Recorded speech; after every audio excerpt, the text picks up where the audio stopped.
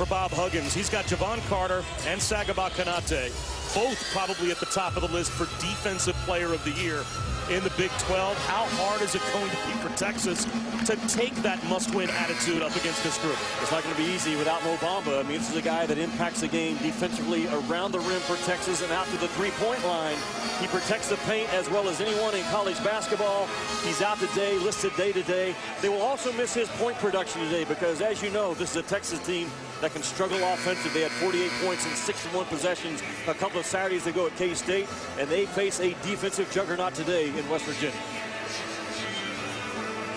If Javon Carter does not win Defensive Player of the Year in the Big 12, it's because the center, Sag Konate, probably takes it right out from underneath him. But Mo Bamba, especially in Big 12 play, has probably been about as impactful as any team in conference play has had one player step up. Yeah, absolutely. I think you could make the argument that you throw 4 point guards on that all Big 12 team this year, and then Bamba could be the guy that's the fifth player on there as well. Konate could get there. But this is a West Virginia team that they just don't go away. And the reason why they don't go away is because number 2 in blue does not go away. I'm talking about Javon Carter. The most competitive guy in college basketball right now is that young man right there.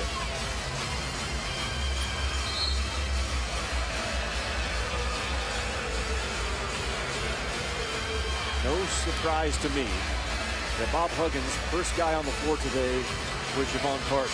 And he came out, no headphones, no agenda, no dancing. That dude went to work. He is as good of a leader as I've seen in college basketball in a long, long time. They're talking to Shaka Smart and talking about his guards and how well they've played. He said, well, tomorrow, once again, they're going to go up against a grown man. And that's what Javon Carter is. He is a grown man playing a young man's sport. And we'll see if he sets the tone early. Shot clock under 10 for the Mountaineers on their first possession. Issa Ahmad, an air ball. 4 to shoot, stays with West Virginia. Gosh, Ahmad's got to make shots, doesn't he? 37% three-point shooter on the year in Big 12 play. Shaka Smart, his coaching staff at their practice yesterday, there was a different level of intensity, certainly from the coaches, trying to dial in these players and get them to understand that today's a must-win. Yeah, he did it by asking a lot of questions. You want to engage with young people and make sure they understand the points of emphasis. You ask questions and make them respond, and I thought he did a beautiful job of balancing that out yesterday for about a 90-minute workout.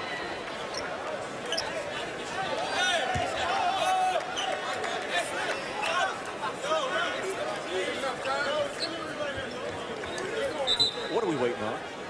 We're going to polish the floor after Joe DeRosa polished the basketball up. Why did it take 30 seconds to get the towel out there to wipe up the moisture? That's a fair question, Jimmy Dykes. I thought yesterday this is how the practice began. This was the only quiet moment for the 90 minutes they were together when Shaka pulled them over and said, guys, this is the plan of attack. And then they went right to work. Virginia missed the rim shot early. But then Osikowski gives it up to press Virginia. And after missing a bunny, Issa Ahmad ends up getting the finger roll to go. That's why Shaka Smart yesterday in practice, everything was fast, knowing the speed that they're going to be up against the Mountaineers.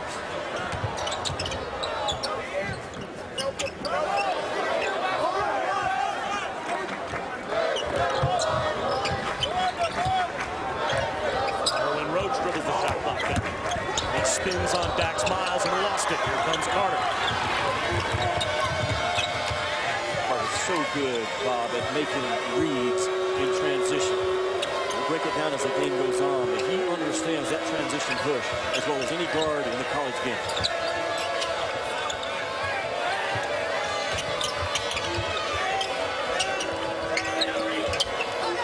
Konate with a jump hook. So good in his development in that shot right there. A jump hook with either hand over either shoulder. He uses the board well. Now he's knocking down a 15-foot shot as well.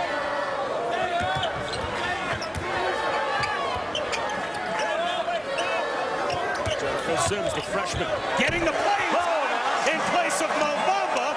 And there's an early statement. He is a big-time athlete. He took it right around the shot-blocking presence. Confidence basket, if nothing else, for the Texas Longhorns early.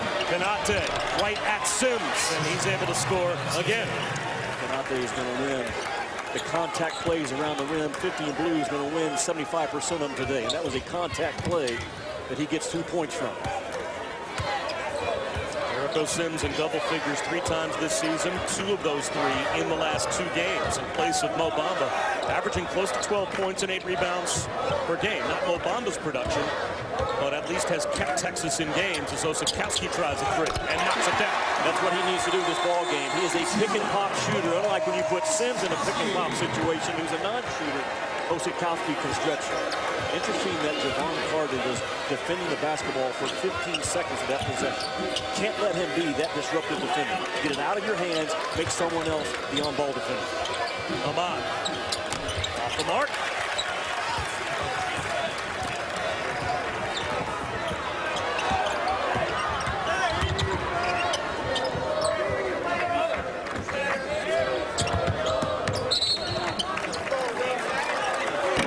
Like a turnover on the baseline, stepping on the end line, Osakowski. Let's go back to the Sims dunk.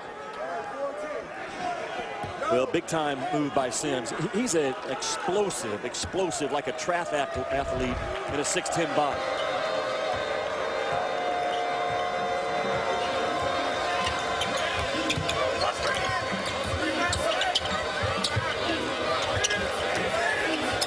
The post position for Konate. Perfect post move around Sims. Can't be the first guy off the floor if you're Sims. I mean, he took the ball fake, and Konate, that's the counter now to his jump hook over either shoulder.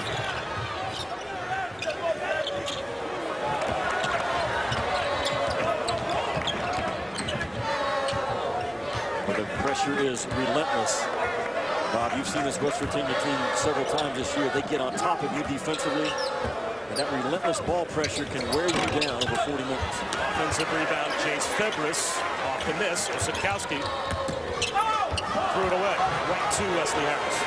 The first loss, 44 points came off of Texas turnovers and West Virginia on the offensive glass. 2 areas that you cannot allow West Virginia to whip your tail today. Konate probably a bit out of his range there, and here comes Osakowski. Behind the back dribble out of a double team. Sets up Febris for 3. Knocked out of bounds by Osakowski. So it belongs to West Virginia when we come back. The early 3-point lead belongs to West Virginia. And we've already seen a good example of their defensive intensity. Well, relentless is hard to beat. And you see the back pressure. For West Virginia, Mountaineers with an early 3-point lead. Bob Wischusen here with Jimmy Dykes. He seems almost impossible to prepare for, impossible to simulate for the opposition in practice. Yeah, he's going to be a second-round draft pick that's going to get somebody's spot that's the first-round draft pick, I believe, on an NBA roster. He'll find a way to make any team better because he's just a special kid. And in terms of a stone-cold competitor, what do I mean by that? He will simply not go away in any basketball game. He may be the most difficult guy to knock out of the NCAA tournament in terms of an individual. He has supreme toughness, which is a different level of toughness than what we typically describe in a college basketball player. He puts fear into his own team in terms of if you don't rise up every day and meet and match his competitive spirit, he will call you out and embarrass you. And he is, again, a tough out. There will be other teams that maybe it will be easier to knock out the NCAA tournament than West Virginia. There will not be an individual that's going to let go of the rope like Javon Carter will not let go of the rope. He will be the most difficult guy to beat out in the NCAA tournament. Saji Bender just committed the West Virginia foul, and I think that's the most interesting element. I think bullet point 3 there about not only how good of a player Javon Carter is, but the trickle-down effect that has to the rest of his team. I played with a guy at Arkansas, Alvin Robertson, who had that effect on our team. And it's every day, it's every possession. You take one possession off, 1 minute off.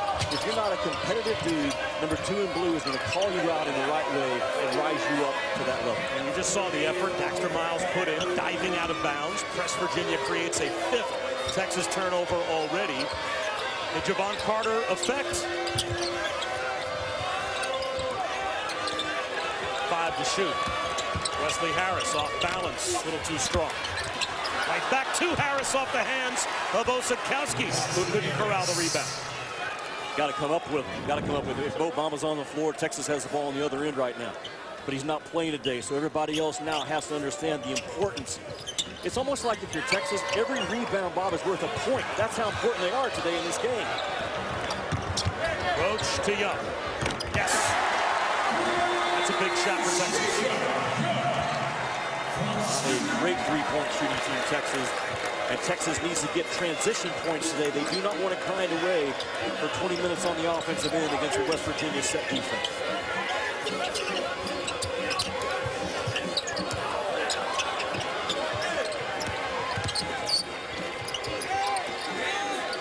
West Virginia has the ability, Bob, to play smash-mouth basketball when they go to their inside triangle game.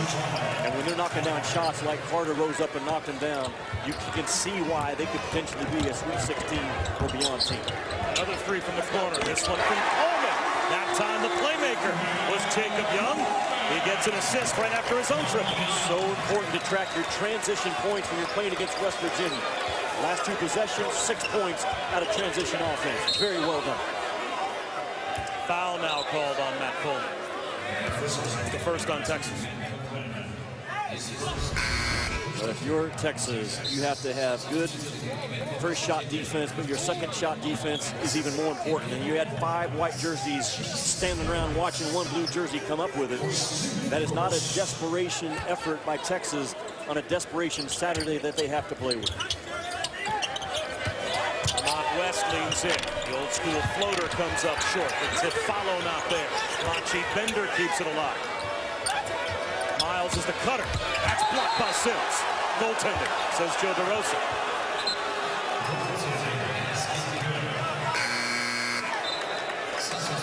You don't want to win if you don't want to rebound. In the first 6.5 minutes of this ball game, as you see that ball going on the glass, Texas has not brought the fight when the ball's on the rim.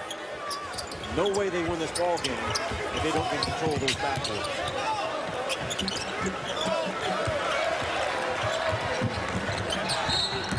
Foul called on Carter. The speed of Young created the reach-in. It did. He's a very fast guard. Now, I think you have to attack Carter. You can't let him stay between you and the rim the entire possession. You drive him. He has shown the presence at times to reach and grab a little bit and get strips. You have to drive the pressure that 2 and blue puts on you. How hard is West Virginia to prepare for, not just Carter, but as a team in practice? How do you simulate with your scout team what you know you're going to see on game day? Yeah, you absolutely call no fouls at all in the 2 or 3 days leading up to the game against West Virginia. You play through contact. You don't expect a foul to be called. If you do, fine. But that's the first thing you do.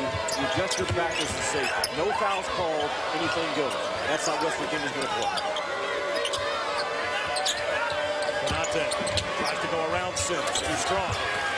And Young lost it. West is able to capitalize. Just not bringing the fight with those 50-50 balls. Those 50-50 balls have been 90-10 balls so far in this game for West Virginia.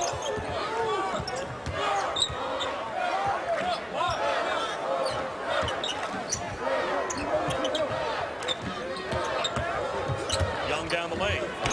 In and out. West Virginia marries the ball screen with the ball screen defender.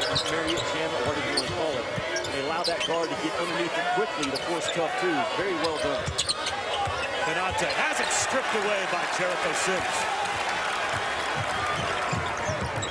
Osakowski knocks it down. 4 made threes already for the Horns, and they're down by 2. Of 9 of their 14 points have come off of transition. They have to keep that ratio going today. I'm not sure half of their points need to come out of transition, but at least 35 to 40%, and they're tracking that number right now. Another foul on Matt Coleman. That's his second. And that is a vital backcourt player for Texas. Don't need him in foul trouble. Coming up, we're going to have Jimmy Dykes out on the floor explaining Sags Konate and the block party. He's had this. Welcome back to Austin, West Virginia with an early 2-point lead. Sags Konate for West Virginia, the best shot blocker in all of college basketball. So the problem Texas has to deal with today is why is this guy so good? First of all, he understands ball you man. He never doesn't lose sight of the ball. He doesn't get picked off by a step-in move. And as that ball comes, he wins the collision at the rim. He doesn't foul. He stays off the body. He can go with either hands. Well done, Texas, by the way. Sags Konate is a difference maker. He's a specialist on the defensive end because he's a great defender, first of all, with great feet, always puts himself in the right position. And if he loses out Big 12 Defensive Player of the Year, it's probably because he lost it out to Javon Carter, almost as a career award. If Carter would have won it this year, because Konate has been arguably the most impactful defensive weapon in the league this year. And his team's got the 2-point lead. I like also how coming off the bench, James Banks and Dylan Osakowski ends up with the loose ball here. They were able to kind of listen in on that clinic and maybe learn a little something. Beetle Bolden with a rejection at the rim. Roach for three. Yes! Well, Roach has to knock down shots. Osakowski has to knock down shots because, again, Konate's not going to give you stuff with the rim, Bob. There's only one guy on this team for Texas that I would allow to shoot in the painted area of the floor today around the rim, and that's Jericho Sims. First lead of the day for Texas. West tries to take it back for West Virginia, and does, and that allows the press to get set up. I like how for that demonstration, you brought guys your height out there. Sure. Make yourself look good as long as you can, right? Well done. But this kid, he's always in that volume man position. Think about it. You can't block the shot if you don't see the shot. Konate is a terrific defender, which sets himself up to be the guy that finishes it off with a block shot. Offensive rebound and a putback for the rarely used James Banks. But he gets some run with Mo Bamba out. You have to take advantage of Konate on the bench and score paint points when he's not in there. The team looks different when Konate is sitting down. Carter can't connect. Taken away, though, by West. Another 50-50 ball. Won by West Virginia, and a foul drawn on Kerwin Roach. If you're going to score with Konate on the bench, you have to take advantage of it. Because this guy changes the game. He impacts things, and now 50 and blue is back on the floor. So now you go back to, okay, who are we going to allow to challenge this guy with rim shots? Short list. West off the feet from Bolden. Bobby, you can't do that when you realize we have to win this game. You cannot give up baseline out-of-bounds points like Texas has done twice so far. Young from the corner, off the heel. And now a foul will be called against West Virginia tonight, 8:15 Eastern on ESPN. Part 2 of college basketball's greatest rivalry, and of course it's a sonic blockbuster. The Tar Heels and the Blue Devils at Cameron. Also streaming live tonight, 8:15 on the ESPN app. Who do you like, and how important is this rematch for both of those teams? Well, I think it's huge, and the big story obviously is you look at the greatest rivalries in sports out there. We have a list of them on the left. So-called. Yeah, I think North Carolina Duke belongs in that one spot. Because that rivalry is not going to go away. Some of those others could go away over the years. Lakers Celtics not as big as it used to be. Carolina Duke, it's not going to go away. There's too much there. They're too close. 8 miles of separation. It's a game that I think both clubs realize we need to win because we're coming off of a loss. And Grayson Allen is one of the best 15 players in the NCAA tournament. They could win the whole thing. He has to have that kind of march, in my opinion. Osakowski is frustrated as he picks up the basketball. Another loose ball in the lane that ends up with Beetle Bolden, who puts it back in.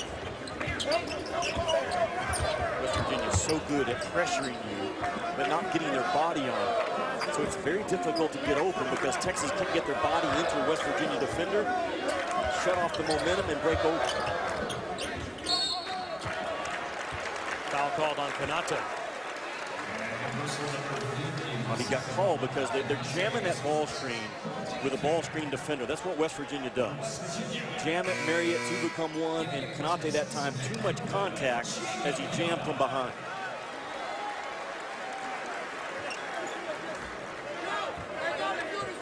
Young out, and Matt Coleman on the floor with those 2 fouls. The last thing that Shaka Smart wants to see is number 2 and White pick up number 3 before halftime as he explodes to the goal. Just went right by Konate. Konate that time didn't jam the ball screen. He actually tried to come off, keep the ball from being attacked downhill. Not able to do it. The speed, like you said, the difference in the flow.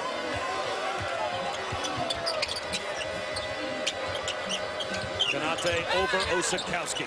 That is an unblockable shot. unblockable shot because of his wide shoulders and the ability to shoot that thing with that offhand.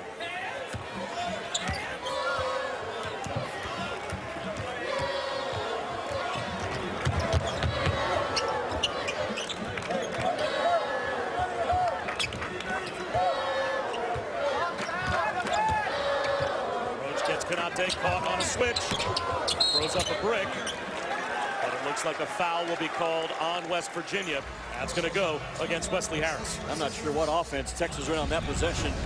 I'm not sure because they're not sure. This is what I'm talking about with Canate. He gets his wide shoulders into your chest, it is over. Come today. Two shades of blue collide in a Sonic blockbuster rematch. UNC Duke, the rematch, tonight at 8:15 on ESPN. Always one of the games you circle. North Carolina taking on Duke tonight. And different shades of blue, some gems for both of these teams. We'll get to Duke a little bit later on, but Tyler Hansbrough.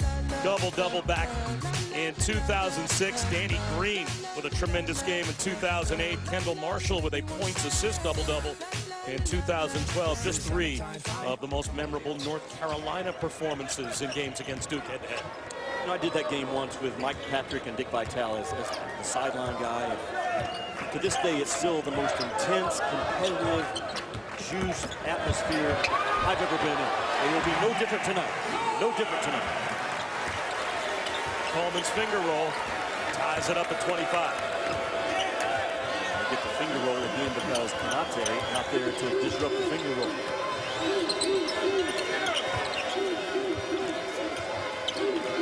Texas has played man and now 2-3 zone. They will lift their bigs way up to the opposite elbow, and you got to get that ball below the free throw line extended to make them pay for it. Coleman pulls up. He's red hot. Now, that was a really nice read by Coleman in the transition push. Once he got that ball to that three-point line, he started reading. What's the right play for me to make? The right play that time was a pull-up jump shot. 9 already in the first half from Matt Coleman.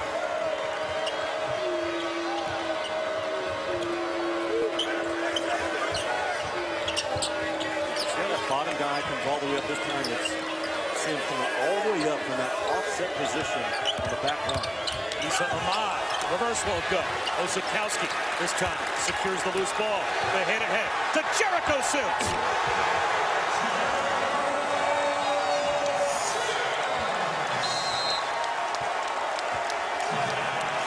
Timeout called by Bob Huggins.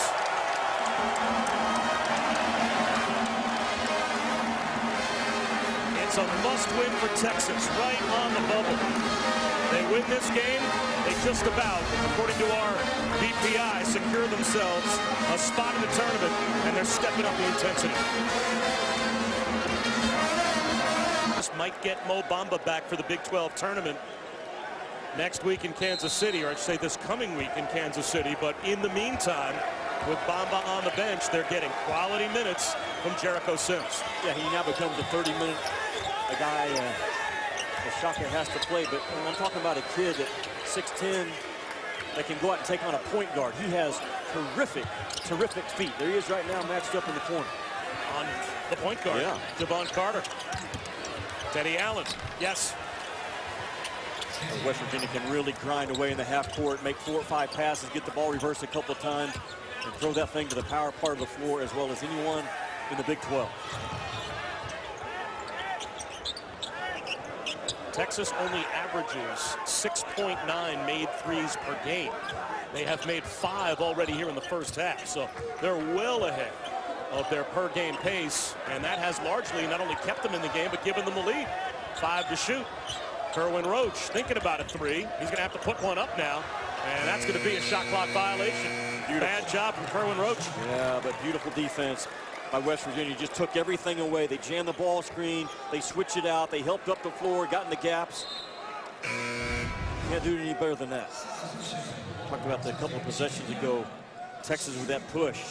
And a really good job by Matt Coleman to read the traffic right in here and slow down, get himself under control, straight up, straight down. There was no floating forward in his transition shot. Well done. Well done by Teddy Allen. Ties the game. They get on top of you, don't they? and then they play from behind. There it is. And Coleman off his knee, pressured by Carter. You have to know it's coming, Bob. You have to know the back pursuit of the basketball is relentless. Watch Carter. The back pursuit's coming. You cannot keep the ball on one side of your body for more than 2 dribbles because you know the pursuit is coming in transition.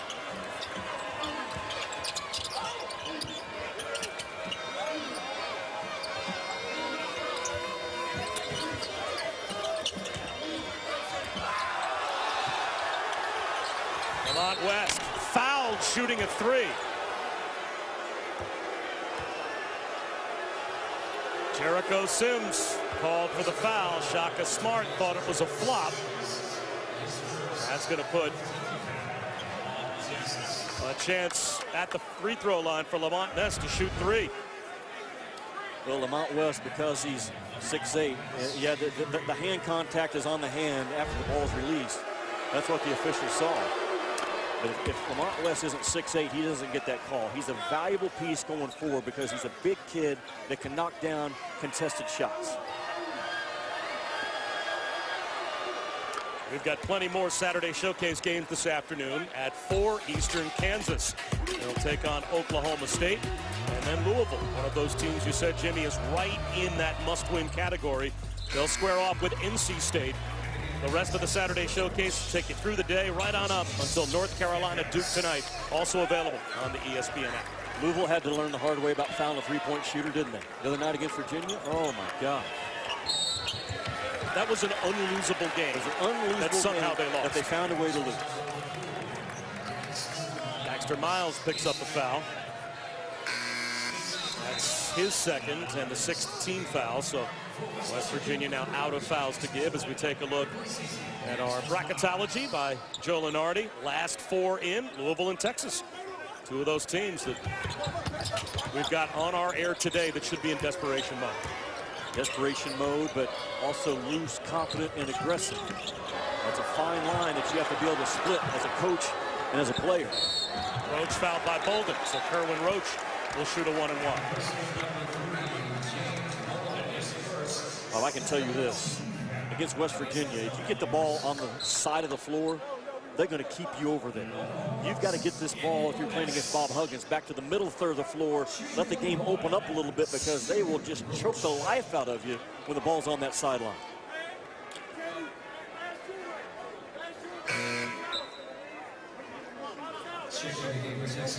Back in the game comes James Banks. He'll replace Osakowski.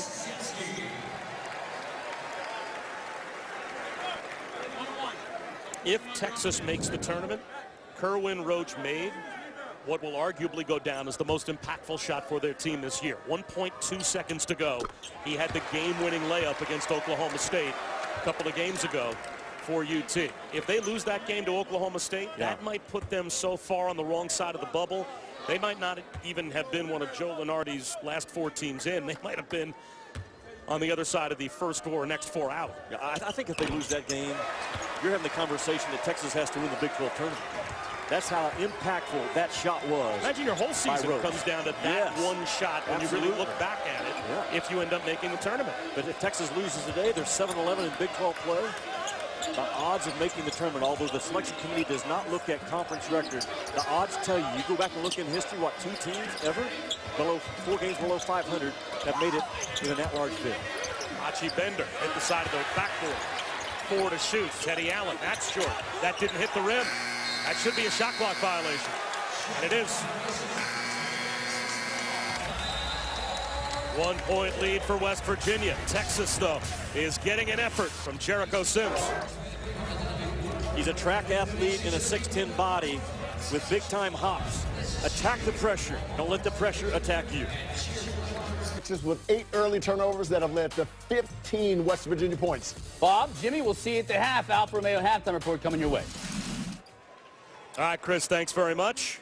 Bob Wischusen and Jimmy Dykes here in Austin, 32-31. West Virginia has the lead over Texas. Texas has made 5 threes here in the first half. They have basically at times beaten the press and shot their way into the lead. At times, we've had 5 lead changes and 4 ties. Neither team has led by more than 5. Can't tell you how important it was for Coleman to make a simple play, get it off the sideline, back to the middle of the floor. Roach will go to the line. You know, Texas is fighting for their proverbial tournament lives. But much more important this year, they've got a player that literally was fighting for his own life. And, of course, that's Andrew Jones. Great news on February 24th when, after being diagnosed with leukemia, Andrew Jones told the world he was released from the MD Anderson Cancer Center. And he has started receiving treatments on an outpatient basis. A great night and a big step for me and my family. When the announcement was made to the team all the way back on January 9th, the next night, Texas played TCU, and less than 24 hours after finding out that their teammate had leukemia and was heading to the hospital to fight for his life, the Texas players beat TCU in double overtime. And there's that famous shot this year. It's almost been the emblematic shot of Texas this season of Shaka Smart with tears rolling down his cheeks, horns up, singing the fight song at the end of the game. Yeah, absolutely. So many people lifting Andrew up in prayer over the last couple of months. Boom is one of his favorite sayings to his teammates. You see those T-shirts in the arena today. He's the one guy offensively for Texas that could just break off and go make a basket. That's a big loss on the floor for this Longhorn team as well. Banks called for the foul. Shaka Smart thought Teddy Allen used the elbow to hook his way around James Banks.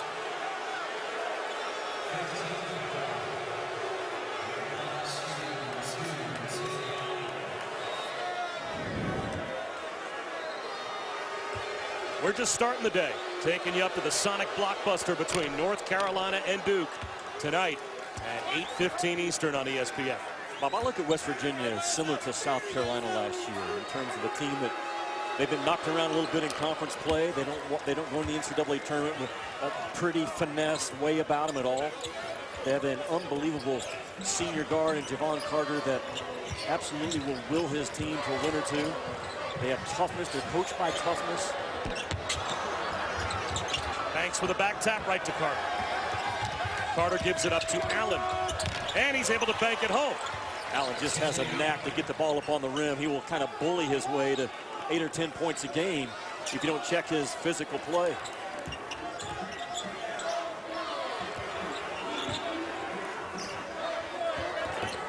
We've seen 1-2-1-1. We've seen 2-2-1. We've seen run and jump out of West Virginia in their full court pressure. Different looks, different styles, trying to figure out what bothers you the most. Roach knocks down a triple. Three-pointer number 6 made by Texas here in the first half. Again, they don't even average 7 threes per game. Reach-in foul called on Roach. It's his second.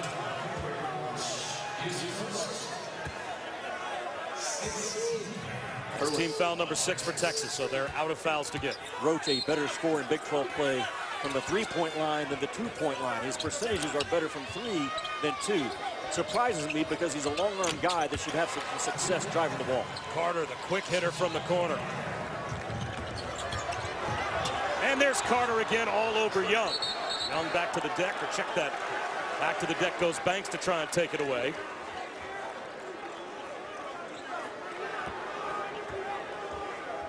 This kid fight and try level, talking about Carter, is at a whole another level than other college players. First guy on the floor, he got that left shoulder really kind of in an awkward position, but they called Chase Harler for a foul. Bob Huggins can't believe it. Harler went in as Banks seemed to have the basketball just to wrap his arms around the ball. And rather than saying held ball, big break for Texas, foul called on Harler. So Banks to the line. Make your layups, make your free throws. Go back and track any game that's played this year. Look at the missed layups and the missed free throws. Banks rips the rebound down off the Carter miss. Reverse it. Allen picks off the pass from Roach.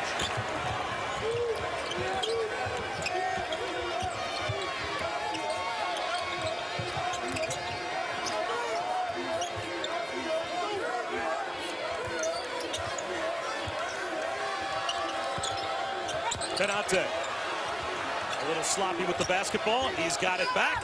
Finger roll won't go. And back the other way comes Roach. He'll attack the goal.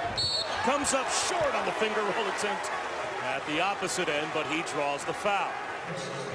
That'll be Harler again. That time Texas won the collision at the rim. Kanate attacks the backboard, and a really good job by Banks to hang in there, win the collision, and trigger the sprint out by Texas. This is what I'm talking about. Watch the collision at the rim right there. That's just a play-on play that results in Texas getting out with their conversion offense.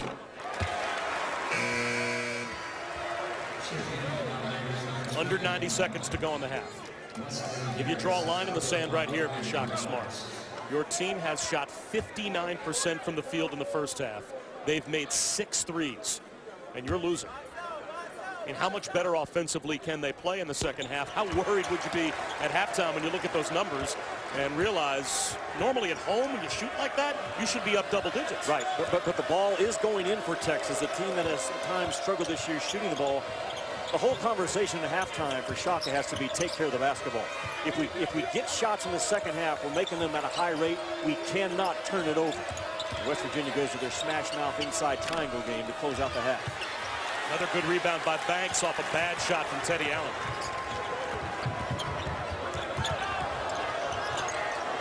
Reverse it. There it is. Osipkowski for 3. Bam. Got it. He's got 9. I'm telling you, the ability for Texas to get the ball off of 1/3 of the floor to the middle to the other third. That is the key against that West Virginia pressure.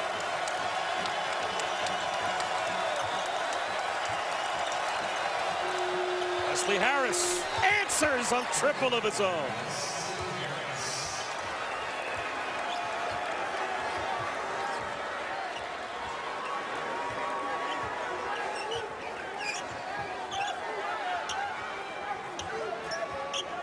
Only about a 2-second differential. So Texas, for all intent and purposes, can take the last shot of the first half.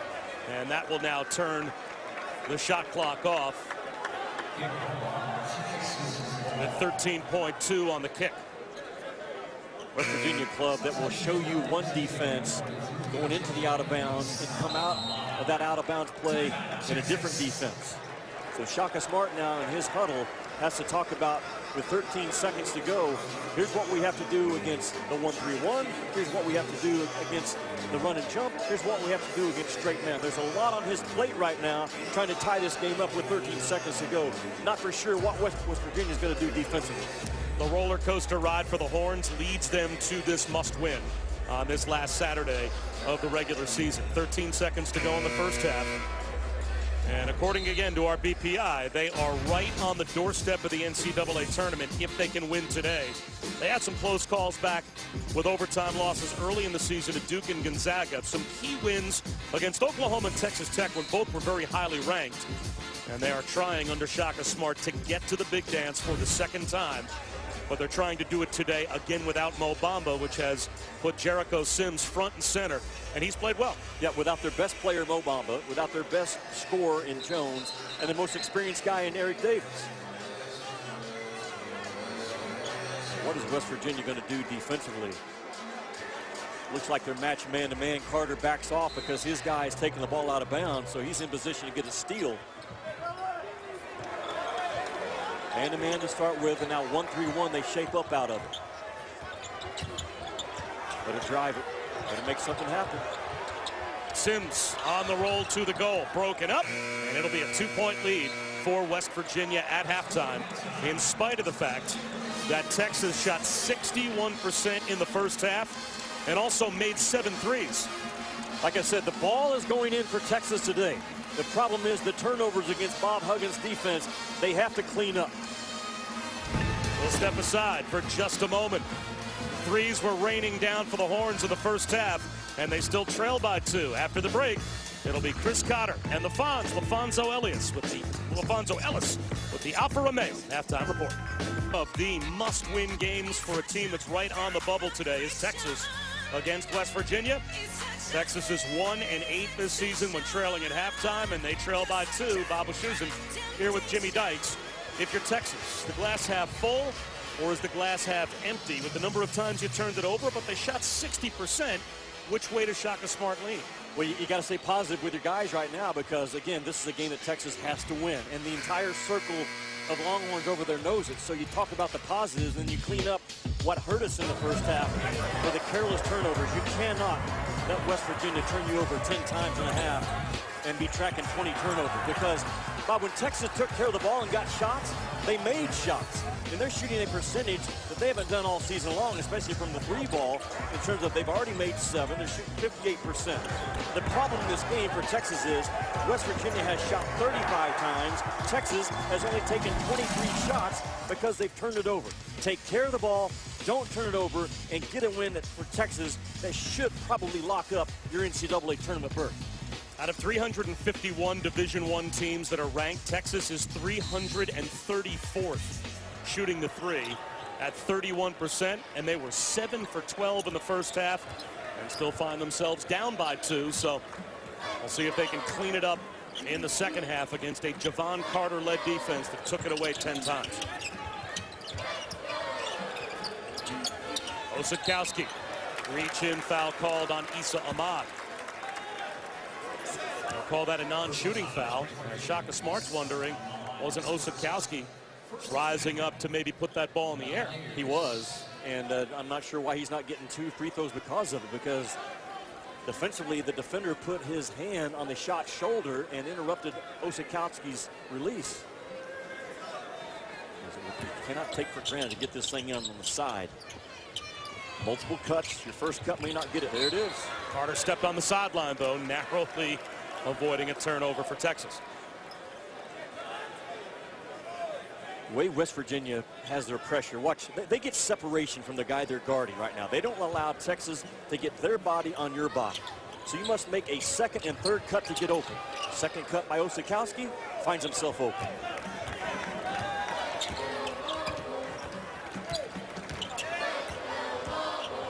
They'll back down Issa Ahmad. Here comes the double team. Cross court pass, wide open. Febres comes up short. Offensive rebound, Jericho Sims.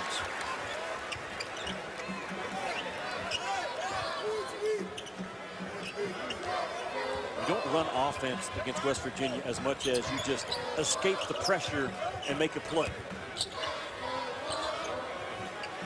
Sims needs help. Here's Osakowski, 10 to shoot. Leans in the lane. Short. 50-50 ball won by Febres. Coleman across the lane, and that floater goes. Bob, there it is. Texas did not run offense the entire possession, even after the offensive rebound. Escape the pressure and go make a play.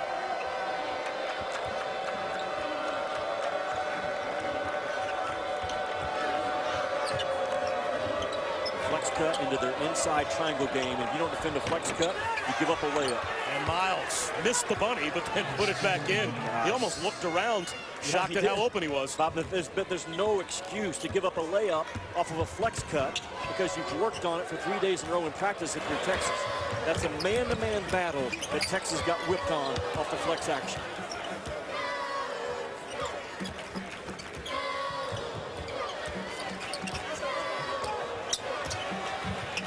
Roach left alone. That's no good. Febres with another offensive rebound and draws the foul on Wesley Harris. Third offensive rebound already in the first 90 seconds of the second half for UT. Yeah, the energy of Texas to start this half much better when the ball's on the board than it was to start the game. Again, you just have to get it and make plays against West Virginia. You look back on this ball game, if there's 60 possessions for Texas, they maybe will run a play in 15 to 20 of those possessions. The rest of them, escape pressure, make reads, make plays. Dexter Miles called for the foul. That's his third, and already 3 fouls on West Virginia. Now watch the flex cut right here by Miles. There's no help by the secondary defender in Jericho Sims, and he comes off wide open, and then there's no one there to clean up the miss. That flex cut is a man's grown man play. It's me against you, and you cannot let a guy go right through your chest and can come open off the flex cut.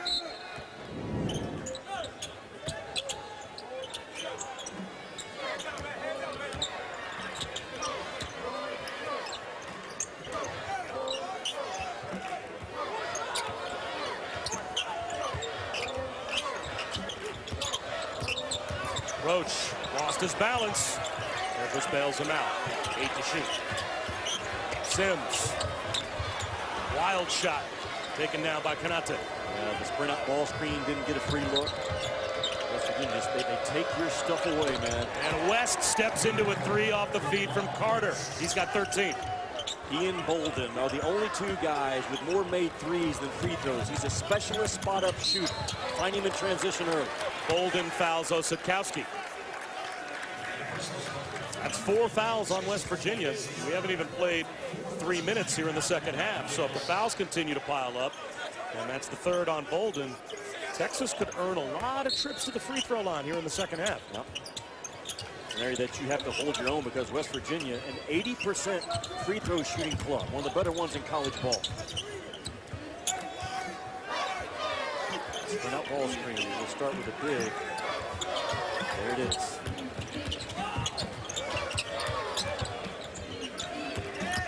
Coleman pulls up. Carter the rebound.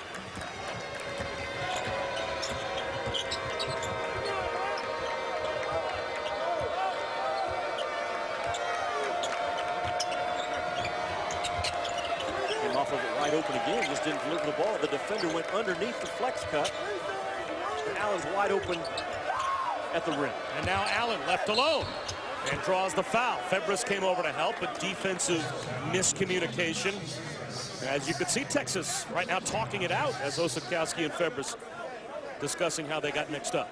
West Virginia goes to that flex cut, Bob, because they want to turn the game into smash mouth basketball. They come off of a flex cut. If it's not there, then they go into immediate down screen and a cross screen. They're saying, we're going to out-physical you at the painted part of the floor. And so far, they're coming off that flex cut anytime they want, wide open. Is there any team that plays more to its strengths, has a system that is more built to its talent level, and gets more out of themselves than Bob Huggins and West Virginia? I think of 2 teams this year, West Virginia and Auburn out of the SEC. Auburn has no height, but they have speed at every position. They speed the game up. They shoot threes. They know who they are. Those 2 teams have an identity that will not go away. Big shot from Osakowski. That cuts the largest lead at that point for West Virginia, which was up to 6.5. I cannot emphasize enough the importance of transition points against West Virginia defense before they get their half-court defense set.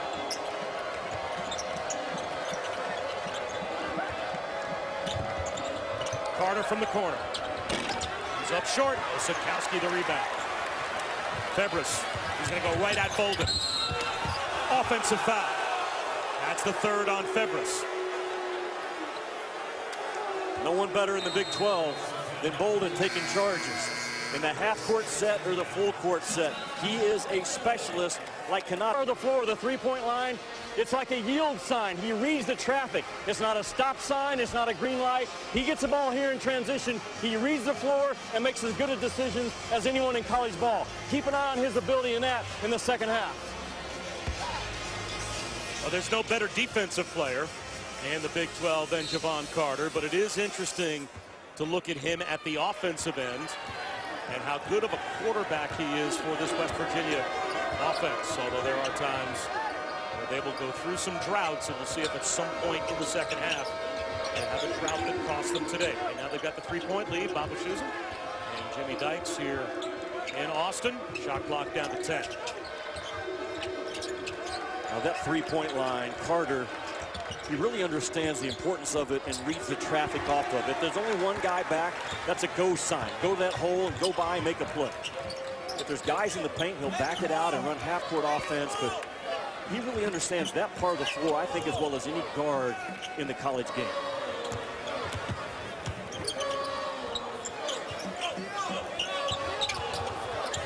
Osakowski from the corner.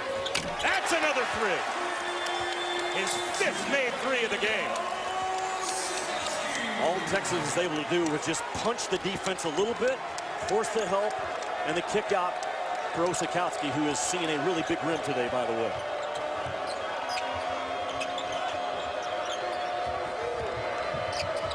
Bolden blocked.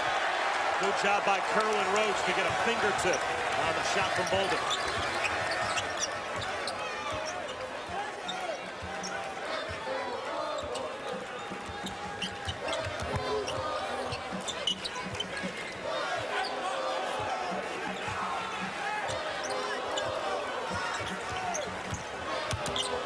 Coleman knocked away by Carter, 7 to shoot.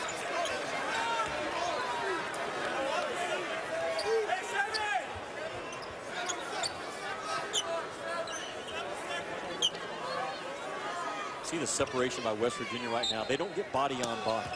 They pressure by keeping their body off of you. It makes it very difficult to get a clean look for inbounds. Osikowski has to force one. The long rebound to Roach. Shot clock goes off, and the crowd obviously reacts immediately. A veteran officiating crew puts their hands up, tells Shaka Smart, calm down. Everything's fine. They'll go to the scores table and get it ironed out. Joe DeRosa, James Breeding, and Ray Natili have been through the wars. And just like that, 29 back up on the shot clock. That's just a mistake at the table, that's all.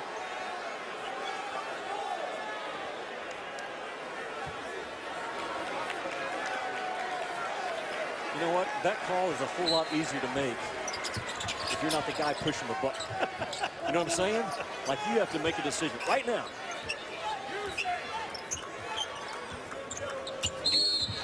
Foul. That's going to go on Teddy Allen. Already now West Virginia out of fouls to give. Tonight, 8:15 Eastern on ESPN, part 2 of the greatest rivalry in college basketball and one of the best in all of sports. A sonic blockbuster at Cameron, Duke and North Carolina. Chapter 2. Chapter 1 was an instant classic. It was a great game, and of course we've got some great moments provided by Duke players through the years. Jeff Capel, a half-court heave that forced a 2-overtime thriller. Austin Rivers hit a game winner in 2012, scored 29, and Quinn Cook, 6 made threes in 2015 for Duke. Just some of the most memorable performances through the years as Texas has called for the foul. Matt Coleman picks up his 3rd. So that's a little bit of foul trouble to an important player now for Shaka Smart to worry about. You have to keep the ball off the sidelines if you're Texas. Bad things will continue to happen and force you to hook to get out of it, just like on that last play. Kanate with a finger roll. His footwork, he goes back to his days as a soccer player, talking to him before the ball game. And he even talked about the importance of his feet in terms of the shot blocker, but now his jump hooks. That was a terrific job of not traveling for a big guy when he was put in a crowd around the rim.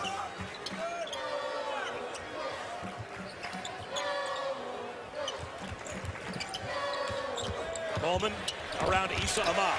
That's what I like out of Coleman. Those long arm bobs, so important for a speed guard, because he's going to get to the rim, and that extra 4 or 5 inches he has on his arms is a really big thing.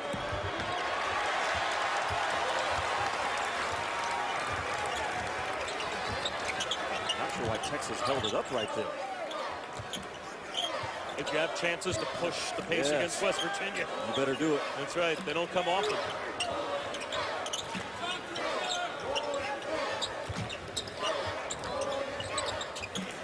Sims over Kanate. Yes. Did you see how high he jumped? Talking about Sims. My goodness, has this guy got some pop.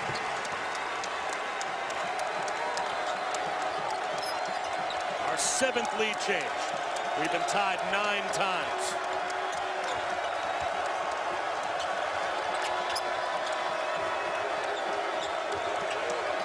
Bolden for 3. Way up in the air for that rebound was Sims.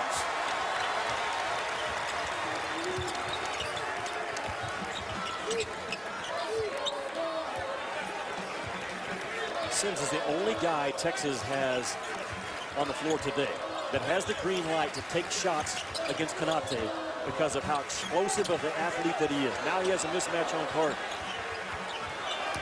Roach goes at Kanate. The floater won't go. Here comes Carter. Juwan Carter, coast to coast, missed.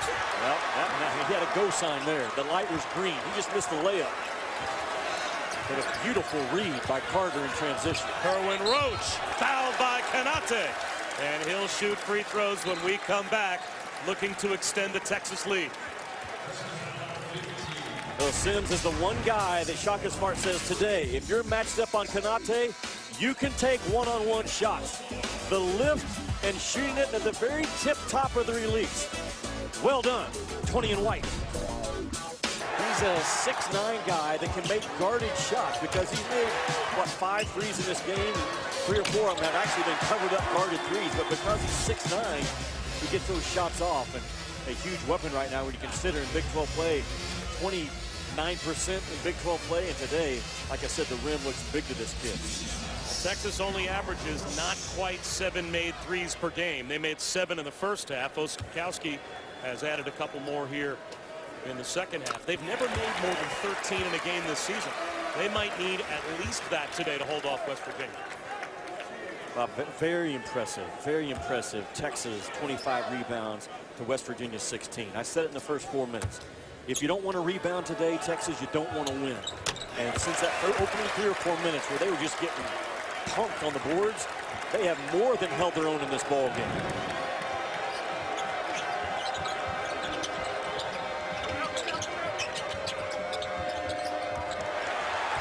Takeaway for Texas.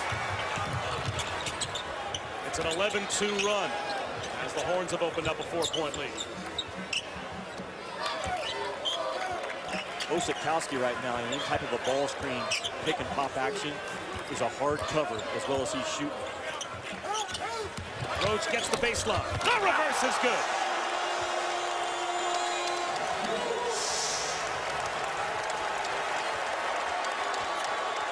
Timeout called by Bob Huggins.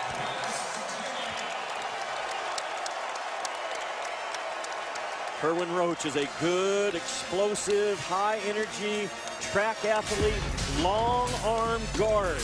I love long-arm guards because of this right here. You start the shot on one side of the rim, and you finish it on the other. Beautiful. Swerving, ball on the string. And Chris Paul said, kid, ain't no crossing the king. 2 of the strongest teams the league has seen. Celtics, Rockets, tonight at 8:30 on ABC. Presented by YouTube TV. The largest lead for Texas, up to 6 midway through the second half. Bob Wischusen here with Jimmy Dykes in Austin. A must-win for the Longhorns. Konate in and out. Over 3 minutes, closing in on 3.5 minutes without a point for West Virginia. Well, now Konate back in the game defensively, so those rim attacks, like we saw out of Roach going into the break, now you have to slow down and think about it just a little bit today. Konate with no blocks today, and he's from the Breathe the Nation. Right on cue, he challenges Banks, but called for the foul. Go back to a couple possessions ago. Watch Roach right here. He's 6'4". Stop it right there. There's his takeoff point, but the ball is actually going to be released way over here. That's the value of a 6'4", long-arm, explosive kid that can take off from one side of the rim and finish on the other. And again, he did it with Konate not being on the floor. I wouldn't be able to do that on a Nerf hoop. No, and I wouldn't want to see you try on a Nerf hoop. You're tough. You're not Javon Carter tough. Let's put it this way. Defining my toughness is there's 3 hamburgers left at the media buffet, and I'm 4th in line.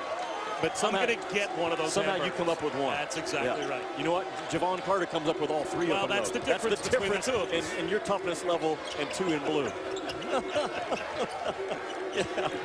Yeah, and he makes the cook make 4 more for his teammates. 3 more on the grill. A whole grill. other level of toughness than you're at right now. Daxter Miles can't hit it. And it's out of bounds off Issa Ahmad. So Texas extending their largest lead up to 7. And boy, it seems like Bob Huggins' team in every game this season at some point has that drought offensively that they have to find a way to survive, and they're in it right now. Yeah, the Kansas game, the Kentucky game, and that Big 12 SEC challenge. Both Kansas games. Yeah, you're seeing it right now. Coleman. He'll dribble it back out of trouble.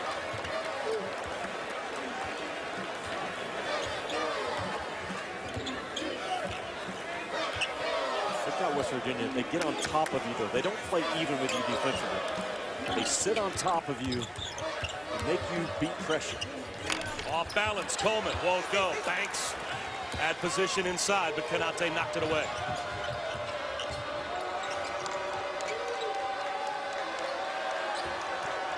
Ahmad left alone.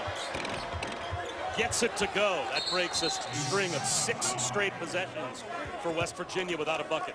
Texas never got organized defensively, and they had plenty of time. The ball got stopped, and their conversion from transition defense to half-court defense wasn't quick enough. West Virginia exposes it. Eddie Allen back in. He'll replace Lamont West.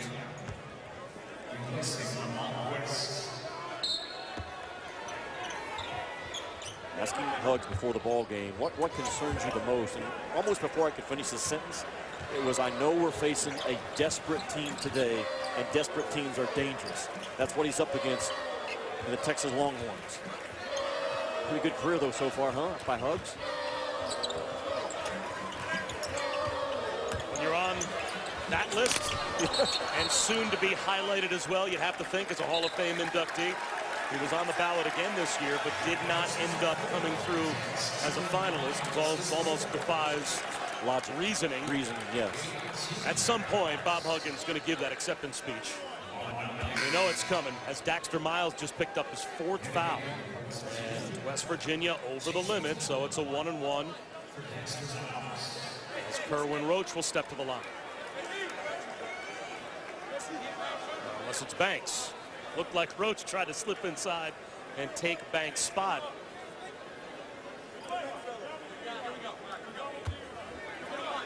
And it was Banks that was fouled.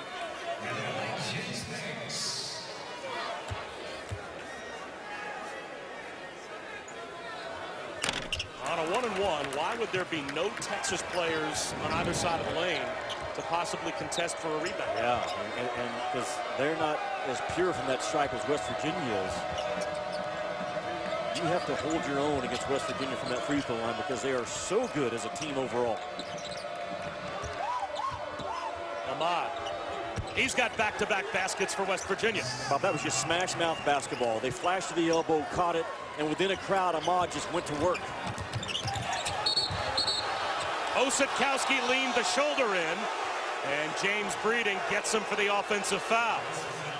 Teddy Allen might deserve a gold statue, but it worked. Yeah, the back pursuit of the basketball makes you play faster in transition than you want to play. The back pursuit is there, the feet are active in front of you, and West Virginia can turn you over as quick as anybody in the... Trayvon Blewett with 20 in this game. Up by 10 right now are the Musketeers. Bob? All right, Chris, thanks very much. Here with Jimmy Dykes, Texas. They've got a 3-point lead. Bolden from the corner ties it for West Virginia. Coming up on 7.5 minutes to go. For a small guard, his ability to make contested threes is special. Maybe as good as anybody in this league in terms of making guarded threes. 7-0 run for West Virginia to answer the largest lead of Texas. 9 lead changes.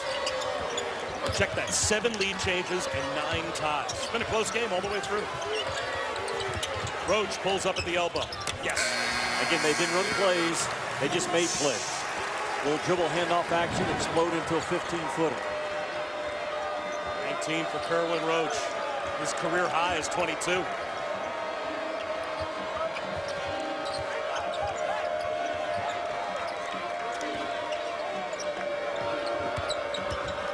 Allen off the mark.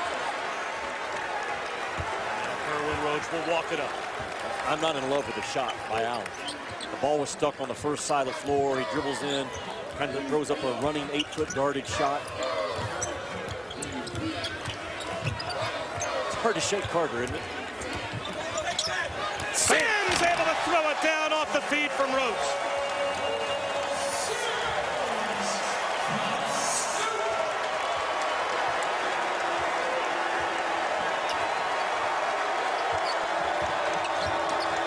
Spins in the lane, in and out.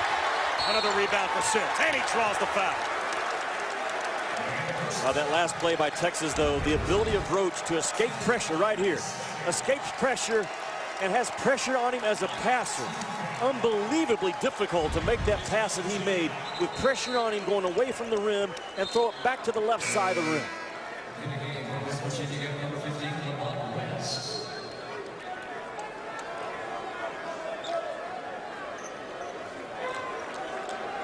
Well, we got plenty more of the Saturday showcase this afternoon at 4 Eastern. Kansas, Oklahoma State to close out their respective Big 12 seasons, and then another team in desperation mode. Louisville will take on NC State, also available on the ESPN app. That doubleheader begins at 4, taking you obviously right up until Duke, North Carolina at 8:15.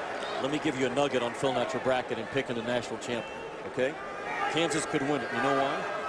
9 out of the last 10 national champions have a shade of blue in their official school color.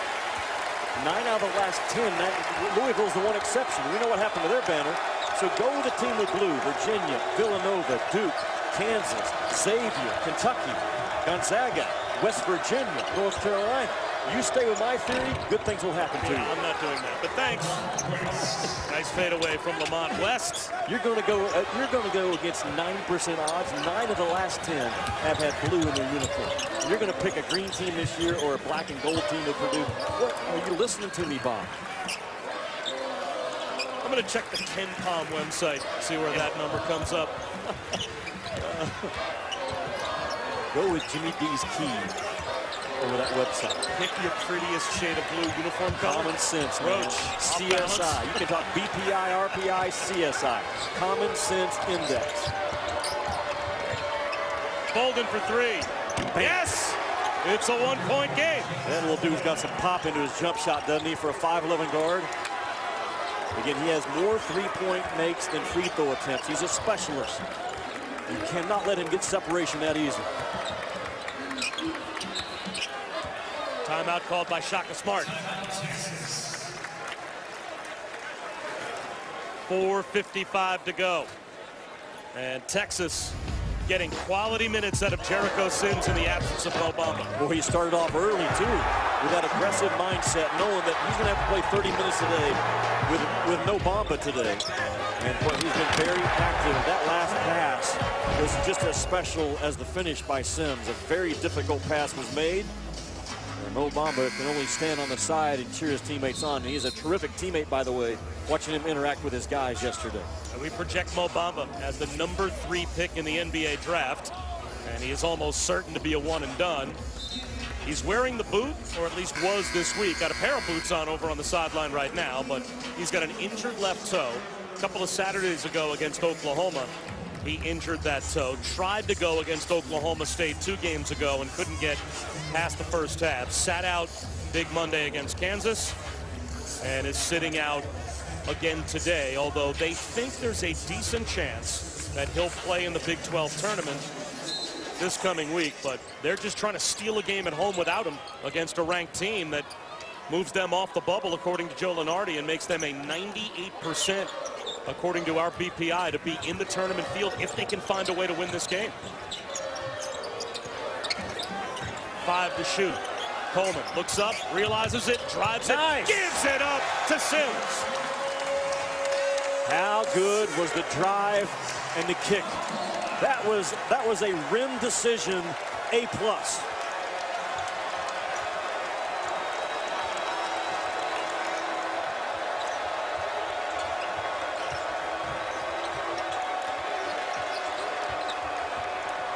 Lamont West.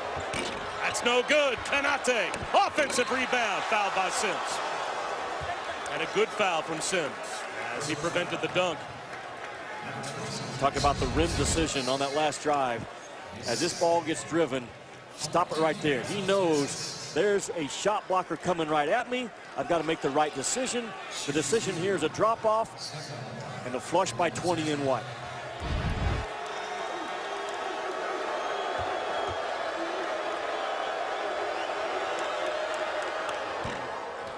Only the second foul on Jericho Sims. That's important because Texas this season, no stranger to overtime. Zach Kanate in double figures for the 17th time this season. Shaka Smart's team has already tied a school record. They've played 6 overtime games this year, including 4 in league play. And they're 2-2 in those overtime games. So it would surprise no one if this one went to overtime. And Texas getting it done today, Bob, with their starters. There's not a lot of depth for Shaka to go to. West Virginia with 32 bench points, Texas with only 6. The starters are getting it done for Shaka so far with 4 to go.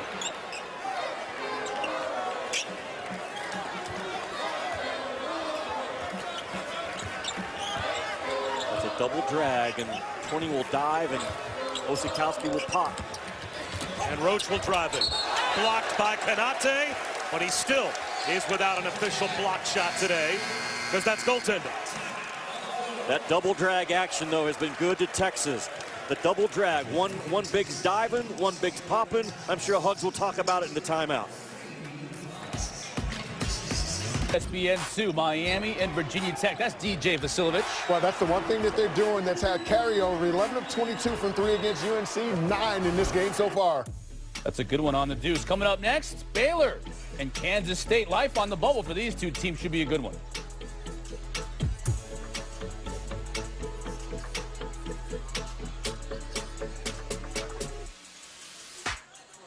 So as a result, when Roach comes off of this stuff, good things will happen. Watch the action. Osikowski's going to pop. Now Sims is going to dive and engage Kanate.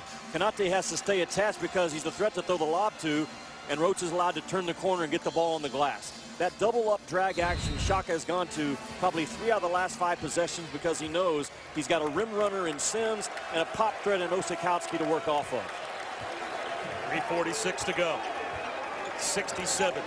64 in a game Texas. We can't say enough how important this game is for the Longhorns to try and avoid falling to 7 and 11 in Big 12 play. 8 and 10, 7 and 11, a world of difference between those two numbers in terms of historically what teams do or do not make the tournament. Yeah, that 4 games below 500, you're just odds are you're not going to make it. The turnovers, what, Texas have 10 turnovers in the first half. In the second half, they have what, 3, 4? Only 3. Game changes when you don't give it to the other guys. Issa Ahmad got it from the corner. That's a long 2. It's a 1-point game.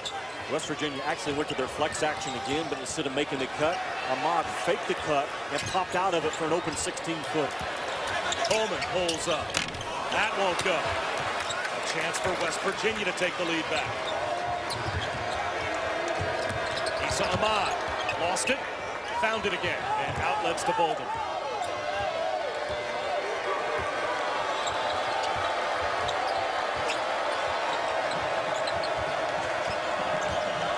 Flex cut again, Bob. We'll just keep hammering the ball. Foul called on Osikowski. Tonight, after UCLA USC on ESPN, it's SportsCenter with Bucci and Anderson. All the highlights from Rockets Celtics. Houston looking to make it 15 straight. Post-game reactions, of course, from North Carolina Duke. Jay Billis will join SportsCenter to break it all down. And the quarterbacks center stage at the Combine. We'll see how Josh Rosen, Sam Darnold, Baker Mayfield, Josh Allen, how they all look. As with Kirk Cousins in the mix. And a bunch of teams at the top of the draft potentially jockeying for position, and the insane numbers that Saquon Barkley put up. Boy, this draft could be thrown into upheaval based on where we thought it could be. With logically the team at the top of the draft taking quarterbacks, who knows what might happen. You know who else could throw the NBA draft into a tailspin is Javon Carter. Yep. I'm going to tell you why. Teams will invite 3 or 4 guys to come work out for them on an individual basis. There will be players that find out Javon Carter is one of the 3 or 4 guys that I'm going to have to work out against, and they will withdraw and not go work out because he will expose you. NBA scouts have told me that. Javon Carter will have an impact on who works out for who. And that is a strong statement that he makes. That the cut by Ahmad, the action's going to happen over here.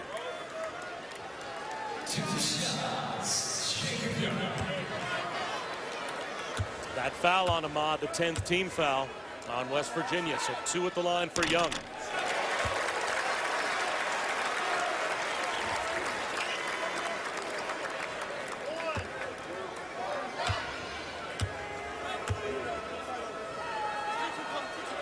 Texas back on top.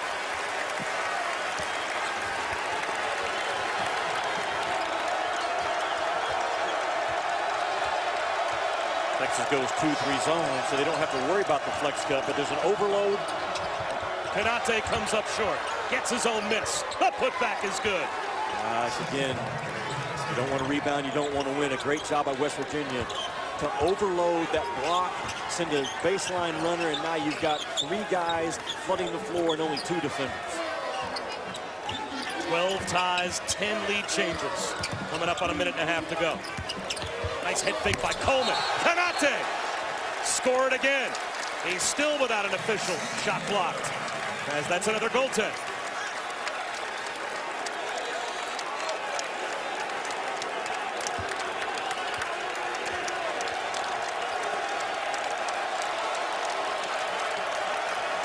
West Virginia has been hammering the basketball in the painted area of the floor, trying to smash mouth their way in to that number 2 seed in the Big 12 next week.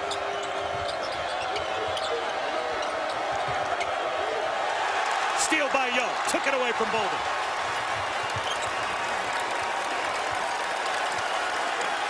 Good decision to read that three-point line, understand scoring momentum. Roach has been the guy that's made plays. Can he make another one right now with 14 on the shot clock? Coleman lost it, hit the underside of the backboard, and it's out of bounds. It's going to go to West Virginia. Coleman tried to get all the way to the rim and had a chance to shoot a pull-up shot, but just the presence of Konate, he goes out of bounds and the first one to touch it before he reestablishes himself. But the presence of a Konate that time kind of got him shook. Almost looked like Javon Carter may have gotten Coleman on the wrist and gotten away with one as Coleman lost the basketball. Well, while we have a moment, just over a minute to go, 1-point game here. Chris Cotter, back to you in the studio. All right, Bob, Jimmy here with the Fonz. Fonz, we got a bubble-licious game coming up next. Both these teams right now really need a win with Baylor and K-State. I love D. Wade of Kansas State, the college version. We got a 10 seed from Lenardi of K-State, got an 11 seed for Baylor. So, Bob, Jimmy, this one up next, going to go a long way in determining who gets in. And, Chris, we have that exact scenario here with Texas. They are right on the bubble as Joe Lenardi has them projected right now as one of the last teams in, but that could change with a home loss to West Virginia. That would put a lot of pressure on Texas going into the Big 12 tournament. So a vital minute here for the Horns. I'm sure the last thing that Shaka and his staff told their guys as they broke the huddle, the rebound will win the ball game. And you get it with a minute to go. Lamont West from NBA range. The long rebound ends up with Coleman. No need for West Virginia to foul. About a 22-second differential. Terrific job by the guards of Texas to get engaged and understanding all 5 guys have to get on those boards. 10 to shoot. 5 to shoot for Coleman. He crosses over, down the lane, lost it, gathers, short. Konate's got the rebound. Shot clock turned off. I like Roach with the basketball more than Coleman right now, and he never got a touch. And the final timeout for West Virginia used by Bob Huggins here. A little over 17 seconds to go. To me, Roach has been the guy that's been able to make a play, spin, finish shots, and all those things. Coleman has struggled against the pressure, and Carter just keeps his feet alive, stays in the stance, never comes out of the stance, talking to him blue, and just harasses Coleman into a turnover, basically with a shot clock going off. And working a lot of games in this league with Fran Fraschilla. Yep. Something he's always said, see if you agree, about Javon Carter. He has the fastest hands in college basketball without fouling. It's amazing how many times he's able to disrupt and still not get himself in foul trouble. Yeah, he's a harassing guard that you could, Javon Carter would make the Golden State, Cleveland, whoever he ends up with, he will make that team better because of all the intangibles, and he will absolutely harass your point guard on the defensive end of the floor and take care of the basketball on the other end. And you're right about Fran in terms of his assessment of Javon Carter. Fast hands and strong hands. The 50-50 balls go his way the majority of the time. And You know, Fran's one of those guys. Fran and I had a great conversation about the Big 12 and this game in particular 3 or 4 days ago. And Fran agrees with me that Javon Carter, his will to win is at a level that we rarely see, maybe 2 or 3 times over a 10-year period. And I said it in the first half, I'll say it again. The toughest guy to knock out of the NCAA tournament will be number 2 in blue. He's a stone-cold competitor like Tyler Hansbrough, Kemba Walker, Victor Oladipo, Frank Mason last year at Kansas. Now 3 of those guys were National Players of the Year and a National Defensive Player of the Year. That's the league that I put Carter in terms of a closed-out competitor. Will he close it out right now with 14 to go? Konate, net at the rim. Sims has the rebound. Foul call. Carter tried to close it out with a hammer pass. Normally it's along the baseline, but he hammers this thing inside. They get a baseline screen for Konate, and the collision at the rim. Texas has won the collisions at the rim more times than not in this ball game. And a huge job by Texas to secure the miss. Osipkowski went straight up, and the officials gave them the benefit of that cylinder. And so now it will be Sims at the free throw line to try and stretch the lead. When you win collisions at the rim against West Virginia, you have played big boy basketball, and 20 and white today has done it.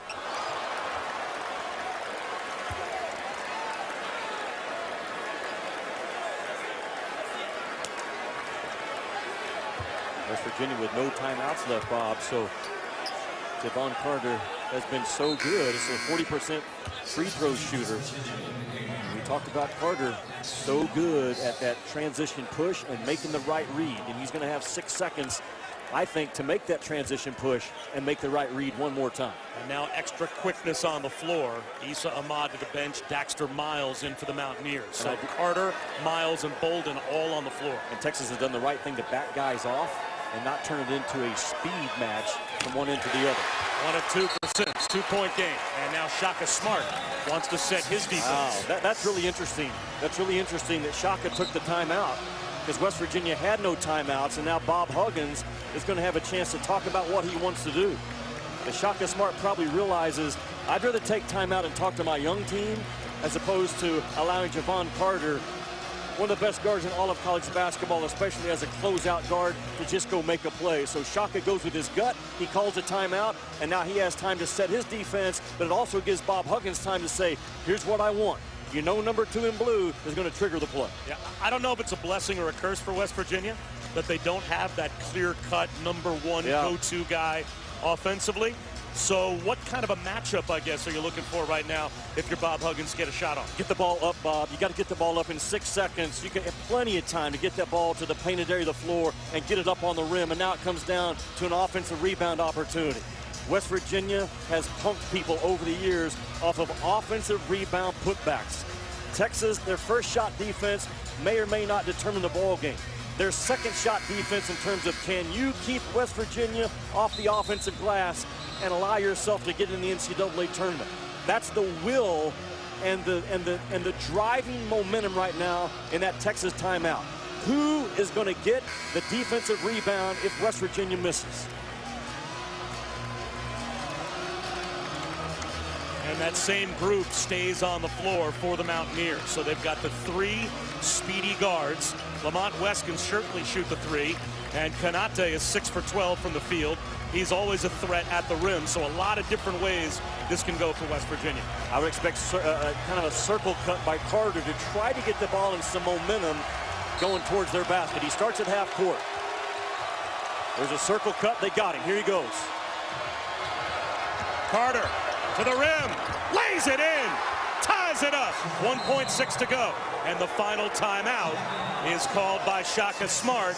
Texas still with enough time to try and beat the buzzer. But the stone-cold competitor goes coast to coast and ties it with 1.6 to go. You knew it was going to happen, just as well as they're going to start playing the Texas fight song afterwards. My goodness. All that is a guy that says, I refuse to lose.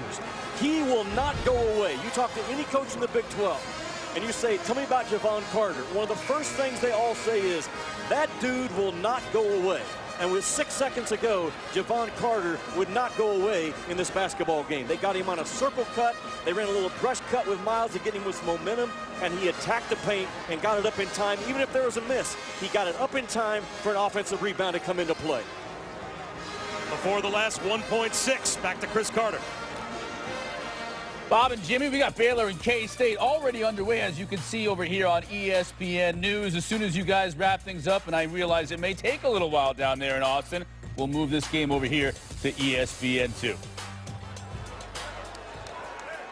All right, Chris, thanks very much. They've added 0.2 of a second back to the clock, so 1.8 now for Texas to try and do what? Throw it to that guy right there. Throw it to Sims. He's tall enough to get the pass. He comes to midcourt, meets it, shoot it, gets it to Young for the win. Just off the mark. A well-designed play. And for the 7th time this season, a program record for Texas. They're headed to overtime. That was as good as you could do with 1.8. They set Sims up. They got him on a basket cut, then he came back and freed himself up. 20 and White comes back. Throw it up high. I'll go get it. Kick it out. That's as good as you can get with 1.8. It just doesn't drop, and we play another 5. Oh. Can't fault the execution, though. Play on, boys. Overtime in 30 seconds. We'll come right back to Austin. I have an hour's worth of energy, 5 hours of work to do. 4 more break jobs. 3 more. For Texas, the ebbs and flows, the roller coaster ride they've been on since the start of the year. Midway through the season, they find out Andrew Jones has leukemia. He's their 2nd leading scorer, inspirational leader, and he is lost for the rest of the season. They're keeping their fingers crossed they'll get him back. They are without Eric Davis. He gets caught up in the FBI probe. Mo Bamba, of course, with the sprained toe, out for today. And Texas, 2-2 in the 4 overtime games they have played in Big 12 play. They lost the other 2 out of conference, and now here they are in overtime for a 7th time this year. Texas' will to win has to be as high as it's been all year. You're 5 minutes away on your home floor of a win and getting the NCAA tournament. And the opening tip, there's our guy again, he just makes winning plays. So overtime presented by 5 Hour Energy begins with a bucket by Javon Carter. It'll be a huge 2 points that West Virginia got within the first 4 seconds of overtime. Foul called on Bolden. It's his 4th. Sims tips it hard, and Texas makes a mistake in their defensive alignment on the jump ball. They weren't as deep as West Virginia's deepest guy. Cannot happen.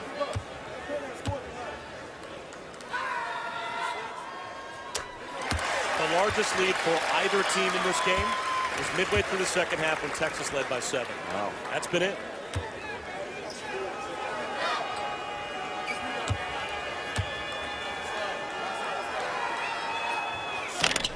One of 2 at the line for Coleman. West Virginia has missed 1 free throw in this game, staying true to who they are as a team. Texas now has missed 6, 7, 5. Big difference in the game, though, right there.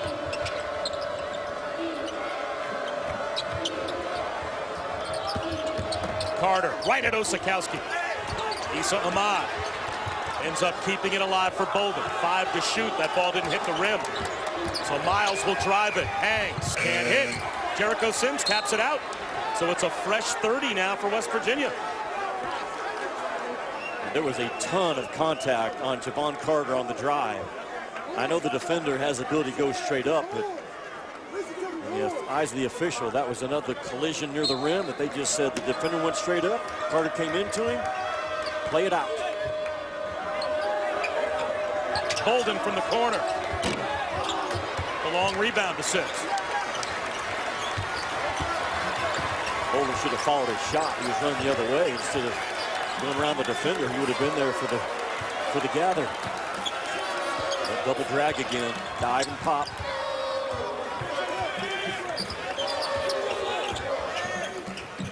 Coleman hits a triple. What a big shot for Texas. They've got the lead back.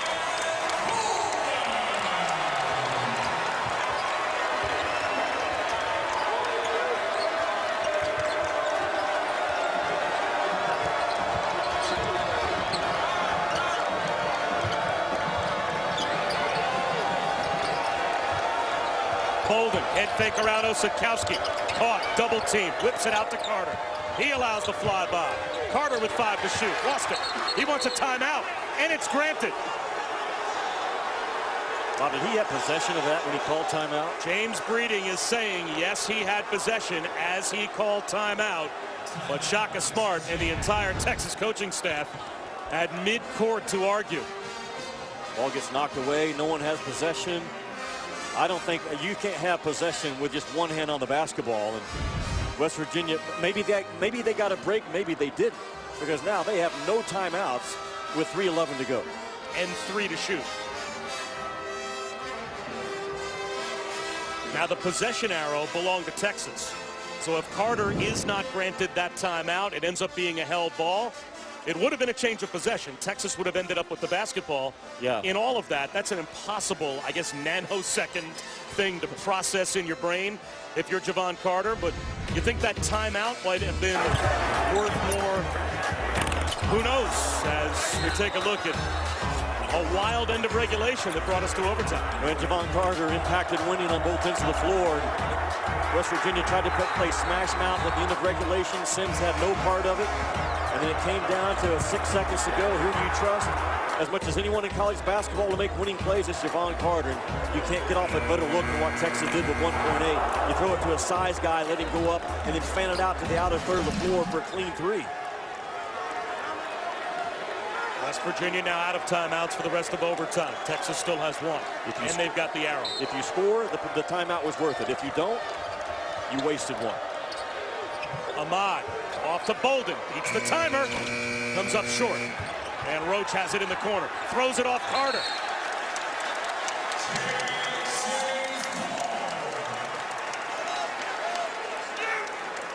It's very difficult to get off a clean look. Ran a kind of a dribble handoff for Bolden to, their best 3-point shooter. Hard to operate with 3 to go, though. Sims needs a guard to come help him. Maybe not. Gets it across the timeline to Young.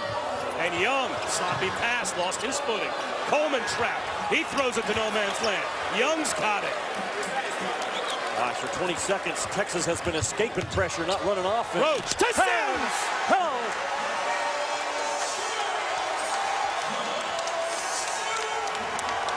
Escape the pressure and make a play. Escape the pressure and make a play. Texas has done it probably 10 or 12 times in this game. Baxter Miles, no. Tapped around. Who's got it? Matt Coleman. Young for 3. Yes!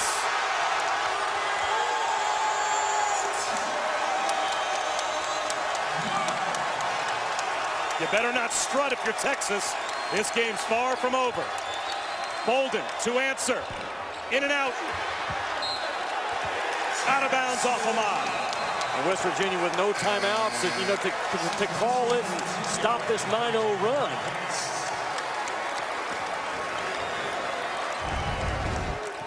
Escape pressure and make a play. That has been Texas' best offense, but West Virginia forces you to do that.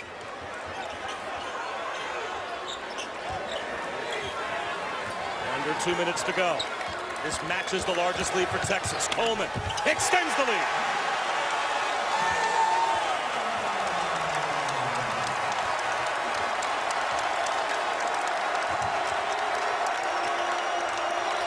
The speed of Coleman and Roach Bob in this game ultimately may be the difference. Their ability to go by that pressure of West Virginia time and time again. Big shot, though, from Carter. He hits a 3. That ends a drought of 7 straight misses for the Mountaineers and keeps them alive. And now the final timeout called by Osakowski. So no timeouts left for either team with 1:26 to go in overtime. So again, while we have an opportunity to take a breath here in Austin, Chris Cotter, back to you.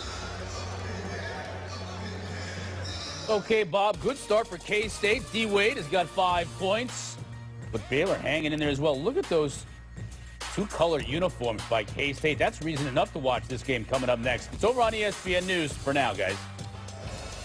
All right, Chris, thanks very much. Alongside Jimmy Dykes, I'm Bob Wischusen. 1:26 to go in overtime. the 7th overtime game that Texas has played this season. That's a school record. 4 of those 7 have been in Big 12 play, and they are 2-2 in those 4. And this is as much of a bubble game changing scenario as you're going to have for any team on the bubble today for Texas as they're trying to survive. Bob, you have to get the ball in right now. That's the most important thing, is getting the ball in. You can't cut if you're Texas to get open until the ball is handed to the out-of-bounds guy, Osakowski. Watch the official right now. Don't cut until Osakowski has it. Now go. And now make a second cut, maybe a third cut. Very well done. Very well done by Texas. Coach gets it across. He'll go to the goal. Trying to throw it down. And Canate, his first block of the day. And it's a big one. Saved by Carter off Sims. So West Virginia, I thought they were going to have possession. It looks like Joe DeRosa says Carter was on the sideline. How fortunate was Texas. I don't like the decision to attack the rim right here. You're up 6. And you go right at the nation's best shot blocker and get it sent right back at you. Roach has been an explosive athlete, but time, score, and momentum. Time, score, and momentum determine your shot in a ball game. Carter called for the foul. He held Sims. Now Javon Carter is protesting. That might not be the worst result for West Virginia, because Carter just put a 40% free throw shooter at the line without any time coming off the clock. Yep. Unless they have Coleman go in there to shoot. It looked like the initial signal was that Carter held Jericho Sims, and that is exactly now what James Breeding is saying. He's kicking Coleman off the free throw line and saying, no. The 77% free throw shooter, you're out of here. Bring the 40% free throw shooter in. Coleman at 81% in Big 12 play, so that's a great catch by the officiating crew. James Breeding didn't fall for the banana in the tailpipe. And Sims misses.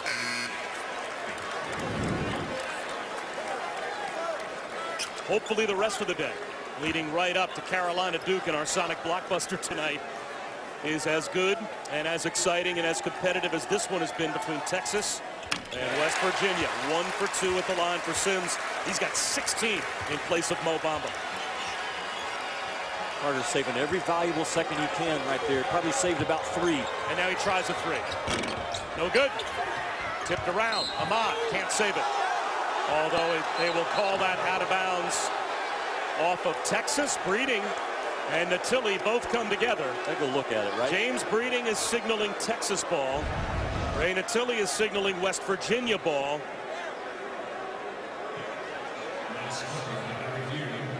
It certainly looked like Issa Ahmad tried to save it, and it hit the end line. Yeah, right there with his left hand. I think he touches it, changes the direction the ball's going. And he's on the end line when he touches it. Yeah, that should be Texas ball. And I think they're going to see the same thing we are. Ahmad is out of bounds when he makes contact with the ball. Plus, when he made contact, the ball went and landed on the out-of-bounds line on the baseline. Right here, watch Ahmad. And they changed the call. With that right hand, watch it back. And they got it right. Yeah. It's Texas ball.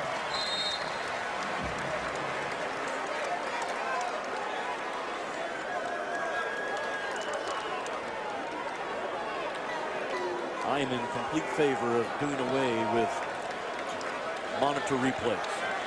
At all times. Yes, it's part of the game. Officials make mistakes, players make mistakes, coaches make mistakes. It's part of the game.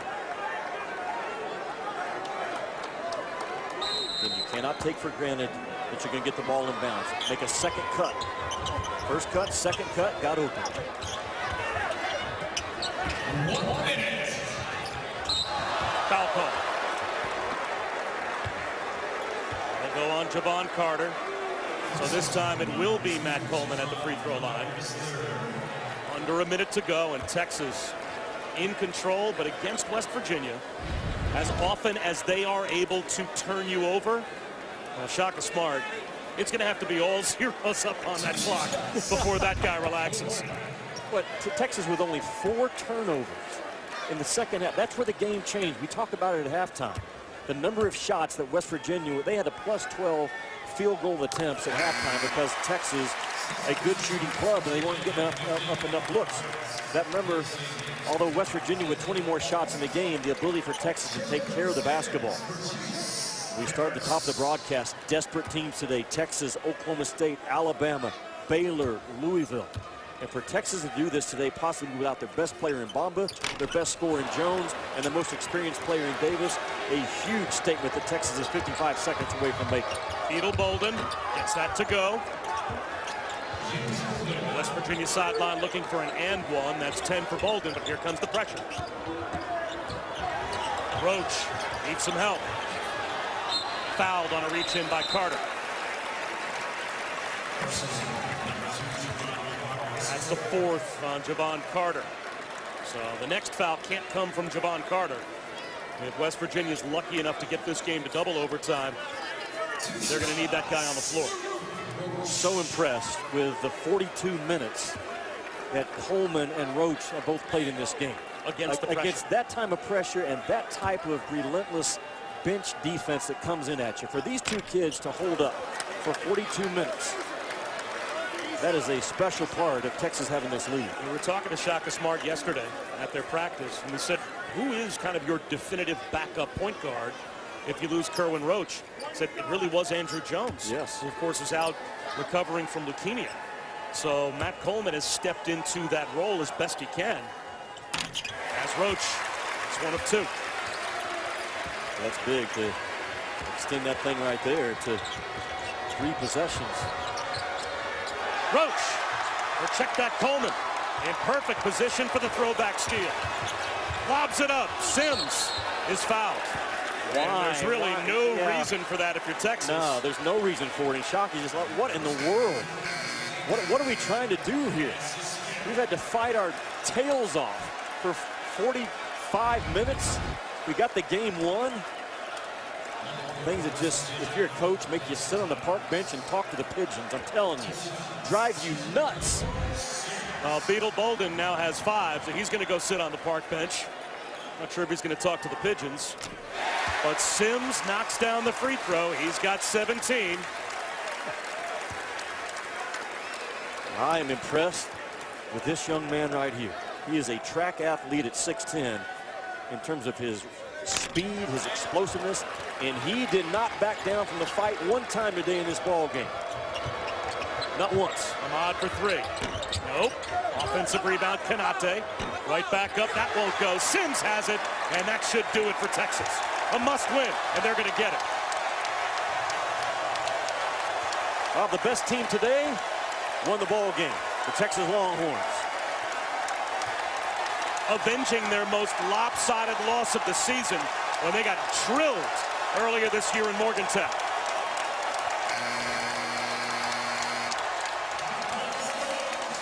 It took overtime for the 7th time this season, but Texas gets that win to, at least right now, according to our BPI, move them way off the bubble. Their 4th consecutive win at home against a ranked team. And they are now, at least by our metrics, 98%